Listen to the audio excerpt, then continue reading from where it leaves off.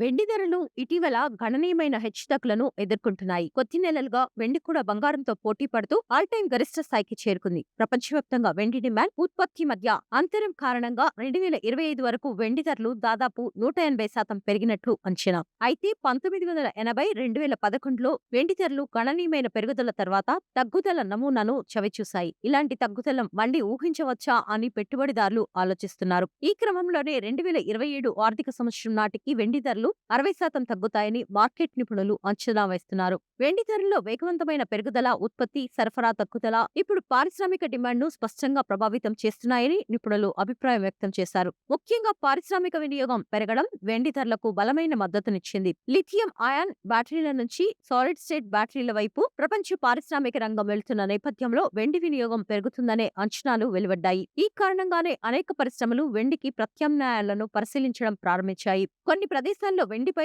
ఆధారపడడాన్ని తగ్గించడానికి రాగి వంటి పదార్థాల వాడకాన్ని పెంచుతున్నారు. వెండి డిమాండ్లో గణనీయమైన భాగం పారిశ్రామిక డిమాండ్ నుంచి వస్తుంది. పరిశ్రమ ఇతర ప్రత్యామ్నాయాలకు మారితే వెండి ధరలు తగ్గవచ్చు అంటున్నారు మార్కెట్ విశ్లేషకులు. వెండి ధర ఎక్కువగా ఉండడం వల్ల చాలా కంపెనీలు రాగిని ప్రత్యామ్నాయంగా ఉపయోగిస్తున్నారు. చైనా, ఆస్ట్రేలియా, తైవాన్, ఇజ్రాయెల్లోని కొన్ని కంపెనీలు ఘన స్థితి బ్యాటరీల వంటి కొత్త సాంకేతిక పరిజ్ఞానాలతో రాగి వాడకాన్ని పెంచుతున్నాయి. ప్రపంచంలోని అత్యంత ధనవంతుడైన ఎలాన్ మస్క్ ప్రకారం వెండి ధరల్లో ప్రస్తుతం పెరుగుదల కొంతకాలం పాటు కొనసాగవచ్చని, ఔన్సుకు $100కి చేరుకోవచ్చని, అయితే ఆ తర్వాత తీవ్ర తగ్గుదల ప్రమాదం ఉంటుందంటున్నారు. 2027 ఆర్థిక సంవత్సరం చివరి నాటికి వెండి ధరలు ఔన్సుకు దాదాపు $40కు తగ్గవచ్చని అంచనా వేస్తున్నారు. అలాంటి పరిస్థితుల నేపథ్యంలో రీటైల్ పెట్టుబడిదారులు వెండి కొనుగోళ్ల విషయంలో అప్రమత్తంగా ఉండాలని నిపుణులు సూచిస్తున్నారు. కొత్త పెట్టుబడులు పెట్టే ముందు ధరల స్థిరత్వాన్ని గమనించాలని సూచిస్తున్నారు. అధిక లాభాల ఆశతో తొందరపాటు నిర్ణయాలు తీసుకోకూడదని హెచ్చరిస్తున్నారు.